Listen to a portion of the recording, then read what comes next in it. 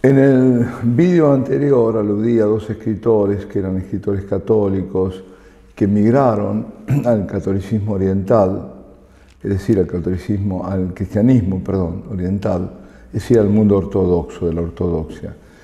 Dos que apostataron, y ellos son el norteamericano Rod Dreher, es conocido por la opción benedictina. Cuando lo escribió creo que todavía no habías cambiado. Y el italiano Alessandro Gnocchi, que en el ámbito italiano es muy conocido. Simplemente quería que no quedara en el enigma, ¿no?, de velar quiénes eran estos dos. Pues dos grandes autores que lamentablemente, ante la debacle de lo que aparece como la Iglesia, definieron erróneamente abandonar la verdadera Iglesia de Cristo en lugar de resistir desde dentro de ella. Pues esta confusión está por todas partes, las personas no saben qué hacer, dónde ir. Algunos emigran también de los fieles a la fraternidad, a los lefebrianos, la fraternidad San Pío X, sacerdotal, San Pío X, y no deberían hacerlo, y otros se van directamente al mundo ortodoxo. ¿Por qué lo hacen?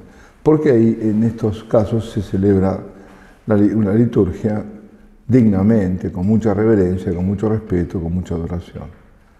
Lo que tenemos que hacer es resistir y buscar dónde realmente se celebre bien sin caer en extremos. Bueno, pero regresemos al tema principal.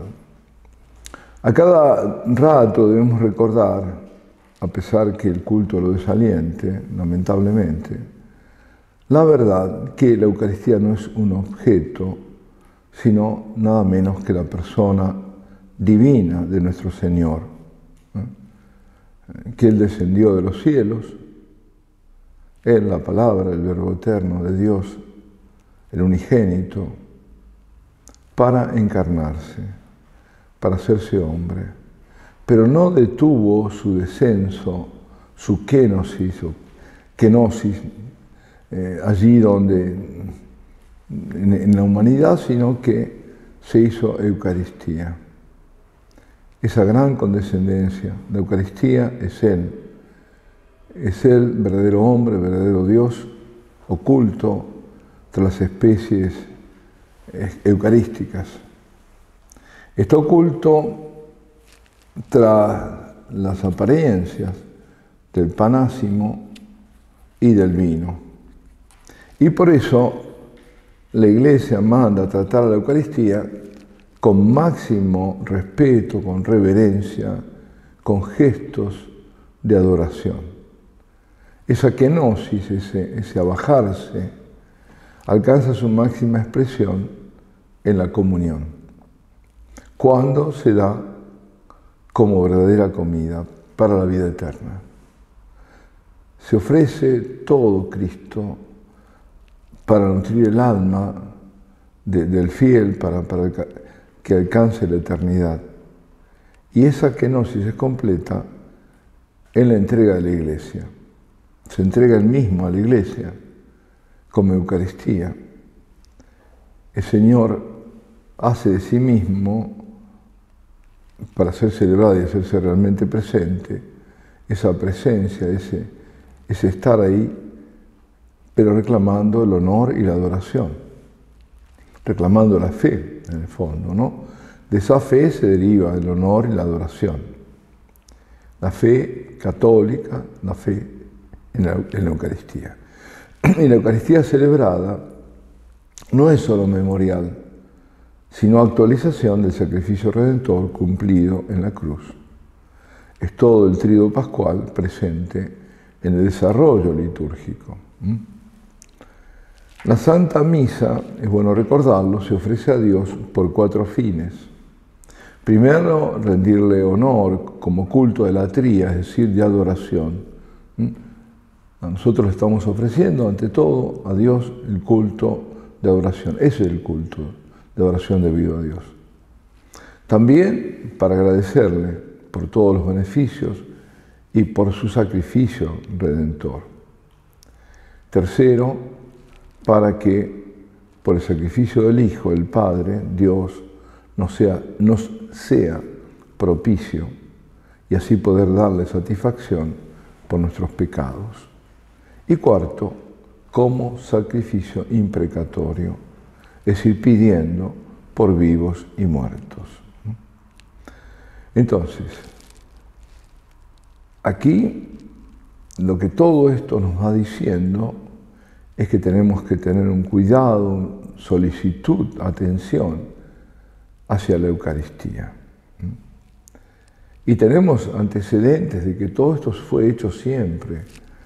Podemos remontarnos, por ejemplo, a finales del siglo III, 200, a finales del siglo III, a Tertuliano. Tertuliano, uno de los padres de la Iglesia, escribe: estemos atentos con el escrúpulo que nada, ni del cáliz ni del pan, pueda caer a tierra. San Hipólito, comienzo del siglo III,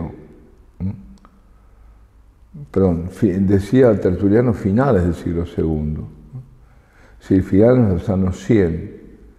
En cambio, San Hipólito, a comienzos de los 200 del siglo III, escribe que cada uno esté atento para que ningún fragmento caiga o se pierda, porque es el cuerpo de Cristo que debe ser asumido por los fieles y no despreciado. No despreciado. Fijándonos que en los fragmentos está todo, aún en el mínimo fragmento. Siempre se ha hecho esa analogía con el espejo, ¿no? Se rompe un espejo y cualquier partecita del espejo sigue siendo espejo. Si por necesidad hubo comunión en la mano, porque fue por necesidad, sobre todo en las persecuciones y demás, vimos cómo era, ¿no? No se daban la comunión a sí mismos, porque siempre se tuvo presente que la Eucaristía es un don que viene de lo alto y no algo que yo me doy a mí mismo. Siempre se prefirió la comunión en la lengua y la dinámica espiritual de los orígenes llevó al abandono progresivo de la práctica de la comunión en la mano.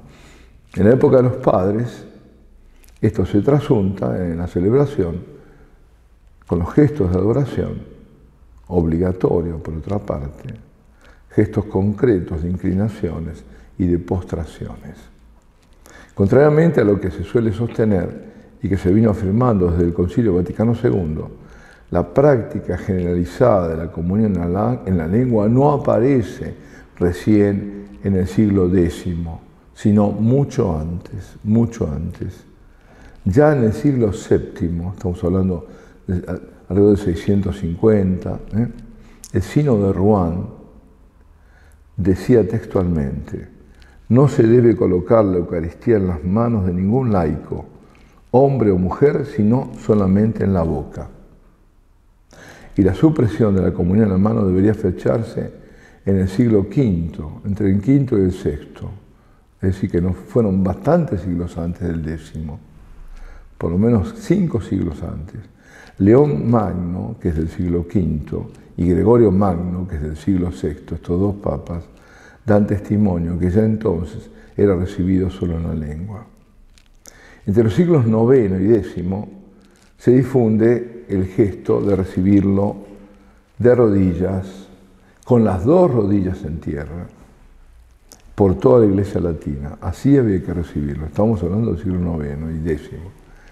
Y a comienzos del siglo XIII, San Francisco de Asís, nada menos que San Francisco de Asís, que tenía un respeto y una reverencia absoluta hacia la Eucaristía y lo mandaba a todos, a todos los franciscanos, toda la familia franciscana, pide que en el momento de la consagración todos los fieles se arrodillen para adorar el cuerpo y la sangre del Señor. Dice San Francisco: cuando es sacrificado por el sacerdote en el altar o viene llevado a cualquier parte, todos de rodillas rindan alabanzas, gloria y honor al Señor vivo y verdadero, y llama incluso a venerar los objetos de culto eucarístico, los objetos del altar, venerar el corporal, venerar el cáliz, venerar la patena. Vamos a detenernos aquí.